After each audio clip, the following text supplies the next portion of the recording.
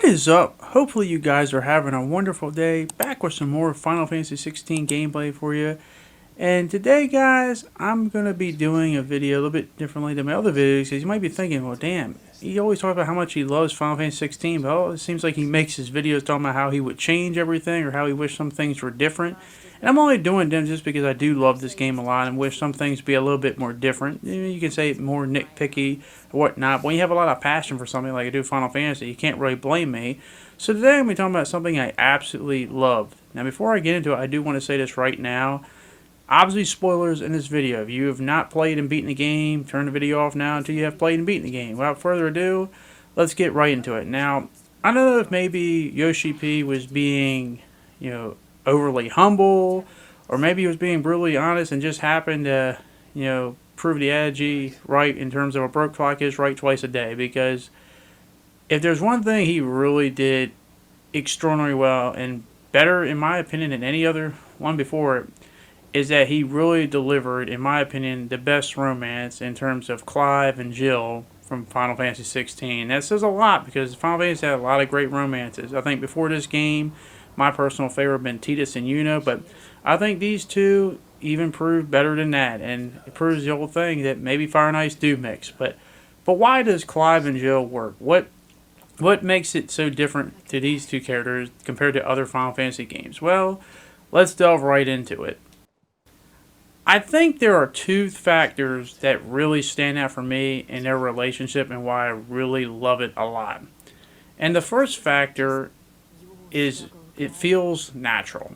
Now, I'm not implying that the other ones in the past aren't natural, but what I mean by that is just you'll have a lot of sequences in games, and I've played a lot of JRPG type games where you always have that thing where, you have the main character and you have the main heroine. Because of that, they're automatically together, and that's true for a lot of things, and that's not inherently a problem, but I feel like they have so many moments in other games where things are probably forced when they probably shouldn't be, and they try to put the matter, or in better hands, they try to put their romance or whatnot over what's going on in the game, probably because try to be more dramatic.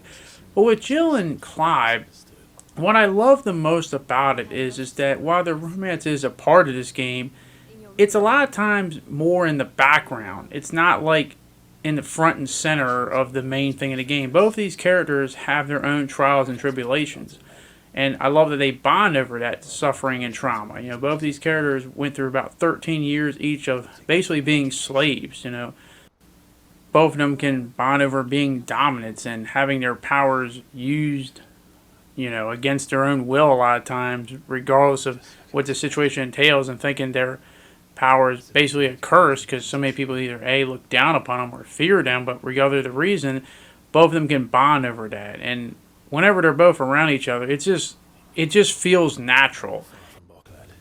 Another thing is that I just like the fact that both characters have their own arcs, things in their past because of them being slaves that they have to come to terms with and overcome it before they can actually move on and be their own persons. Clive obviously accepting the fact that he is the icon of fire Ifrit, and that he did what he did at Phoenix Gate, as well as Jill accepting the fact that she did a lot of atrocities for the Iron Kingdom. And I like the fact that they put those things first before they really implied anything really overly romantic. They respected them enough as characters to have to overcome that stuff before they could eventually walk proud and do the things they ultimately do want to do to save the world and stuff like that. So I like that, because it makes their overall romantic nature a lot more satisfying. It's not just thrown in there right from the beginning. There's hints at it, but it's never forced or made to be awkward and stuff like that.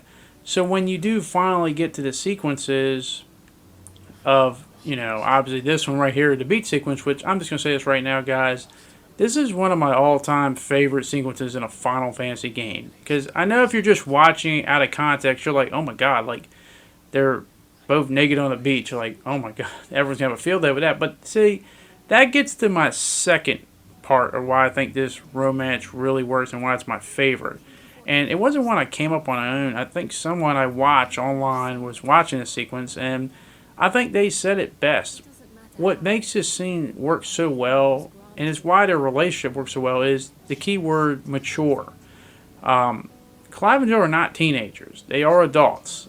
And they act like it. They feel like it. They've been around each other and they've been going through all this suffering and stuff for about 18 years. And they've been forced to God knows how many bad atrocities, and they've tried to overcome. They're trying to live out Sid's legacy, and they're trying to make the world a better place free of the mother crystals. So their objectives never didn't change. But obviously, they've gotten to the point in their relationship where it's not really awkward for them to be doing this. Like, when you see them doing this, other than the initial shock of it, it's just, it feels natural and it feels mature. They've been each other's side for the last 5 years. I think everyone around in the hideout knows it, but it's like no one's weird and awkward about it. They're just mature about it. And here, they can bear everything in front of each other. But I think what makes this sequence so powerful and why I love and appreciate it so much is just from the fact that at the end of the day, it's just what I said earlier, the romance is a part of it, obviously, but it still has heavy story implications with both characters. You know, Clive basically learning to, you know, you save everybody, as Jill says, but you didn't save and look out for yourself. You know, save and love yourself. And with that, you can help and save everyone else. And with Clive to Jill basically saying, you know, I'll take your power and I'll accept your burden and I'll carry your burden because I'm going to carry the burdens of all those I love and share that with them so that we can always be there and support each other. And it's a big, powerful moment. It's a very intimate, special, beautiful, and romantic moment, and I really appreciate it to the point where after this sequence is over, you kind of just forget the fact that they are naked on the beach, but it doesn't feel awkward other than the initial shock of seeing it, but over time, you just watch the sequence, and it just feels really special, and I just really like it. And obviously, one you can compare it to in Final Fantasy's past would be the Tidus Yuna lake sequence, but I think it tops even that. Those two words are ones that really feel to me, natural and mature. And I also like the fact that when Clive does accept Jill's consent to take her icon power, when Clive usually takes icon powers, it usually comes with a painful experience, but this is the one time where it really wasn't. It was Clive really in a joyful and bliss experience, and this shows how close and how connected Jill and Clive are. And I guess, as I said before, Fire and Ice truly do mix, and it's probably why I really respect and love this romance. As I said before, I think the secret of it is it's a part of it, but it's never forced into like being the main factor. It's kind of more added on, but because of that, it makes me appreciate it a lot more because it makes me respect these characters not being just simply love-struck dummies, but they both have their burdens, they both have their goals, and they both are supportive of each other, and the romance just kind of gets added on. I think that's what makes it feel very satisfying and intimate to watch. And that's the thing I like about both these characters, and this is rare for me because, you sometimes grow attached to characters when you play these games and stuff like that. But a lot of times you got to have things offset to really, like, if you just had two characters talking to each other all day long, you'd probably get bored of it because, like, you got to have some action or, you got to be fighting something or whatnot. But Jill and Clive, and I swear to you, I'll just tell you this right now, they just honestly just start talking to each other and you just watch cutscene after cutscene of them, like, I don't know, interacting or going on travels with each other or whatever they might be doing. I'll be... God honest truth, I would be invested in all of that, and I wouldn't care or feel bad at all. I would just be nonstop watching that. I guess the only thing I could complain about is I wish they had more moments and stuff, and who knows, maybe DLC could do that one day. But if there's one thing Final Fantasy 16 really nails, they definitely nailed this romance. And while I did complain that I wish we had more team camaraderie in the past video, having like multiple characters bond on their travels together, the one thing they do nail is they nail one-on-one moments. We obviously saw it with Clive and Sid, and we definitely got it with Clive and Jill. And I just love both these two and their interactions together. And once again, what makes me enjoy it is it doesn't always have to be romantic scenes. It could just be them scenes just talking about each other or talking about what's going on in the world or what they should do. And when I really think about it, and this is another thing I like about their relationship, and normally this isn't probably a good thing, but for some reason, I never had a problem with it. Usually, when you have relationships where two characters get along with each other and they like each other, they usually fight. I don't think Clive and Jill ever fought each other once. They've always been supportive of each other. but it never felt unnatural. It just felt perfect. And it's weird because normally you got to have them fight, and that's what makes you care about them all that much. And by the way, I just want to say this right now. That smile is beautiful. I'll just say it right now. Clive, you're a lucky man. But the point here is this, that like you never really see them fight. They may have maybe, I don't even call it a disagreement, but both these two they just really mix, and they feel natural. And it's not just them feeling natural. Everyone else treats them naturally too. You don't have everyone else acting all weird and unique around them too. It's like everyone knows that, hey, those two, they're together. It's just another day in the woods, and I just really like and appreciate that. And it makes me really just go, damn. And I guess another advantage, and granted, this game definitely does have an advantage over other Final Fantasies. I just love the facial animations they do. It really kind of has a lot of power, and not just with these two characters, but other characters as well. But obviously, when you have their intimate moments, it's really powerful, and I really just come to love it. So whenever I see these two really happy and smile, or maybe have like pure bliss emotional moments, it really resonates with me personally in this game. And as I said before, I just absolutely love it. Clive and Jill is my favorite Final Fantasy pairing, and that's not to say the other Final Fantasy games don't have good pairings. They're good romances. As it Tidus and Yuna, you got Cloud and Tifa, but it's just these two just.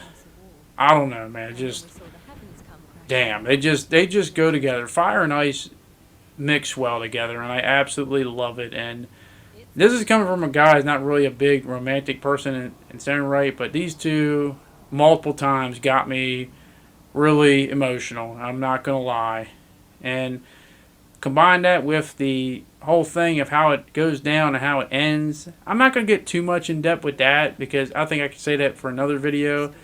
But it's very painful, but it's also very hopeful, depending on how you want to view and interpret the ending. But as I said, I'll do that in another day. But as I said before, it's kind of like what this cutscene implies. Who knows? Who knows how it goes down, how it really ends, and how you want to interpret that. But because I'm so invested in these two, it makes you want to stay more on the hopeful side. And hopefully, just like Jill says here, is that Clive would be the dawn, and that no matter how terrible night, he'd always come home. But overall, bottom line, this is my favorite Final Fantasy romance, bar none. This is one of my favorite parts of Final Fantasy 16. I love these two characters and their interactions together. I love them when they're just out and about traveling. They could be talking about completely nothing of an importance, and I'd be completely invested. That's a testament to how invested I am in both of these characters.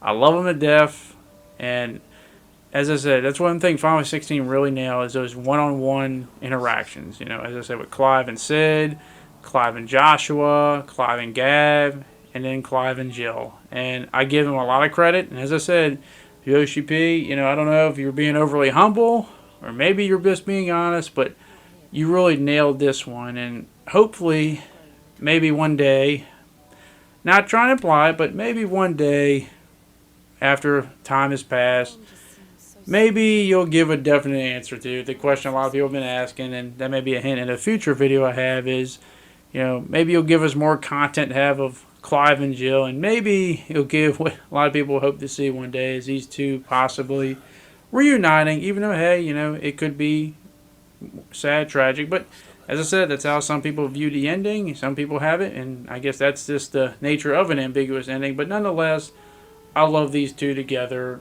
I love them to death. And the next Final Fantasy game, whenever that may come out, they've got their work cut out for them to try to surpass that. But that is my opinion. I want to hear your guys' opinion. What is your favorite Final Fantasy romance? Did you like Clive and Jill? Did you like their interactions together? Do you feel like it felt natural and mature to you? Let me know down in the comment section down below. But that is going to be it. As I do want to post some more videos of things I love about Final Fantasy 16, but I do got a few other things I do want to post about it as well. But nonetheless, that's going to be it for this video. Hopefully you guys did enjoy this one, and hopefully I can see you guys back on the next one. Thank you very much for watching. Hopefully you guys enjoy the rest of your day, and I hope to see you all later. Peace.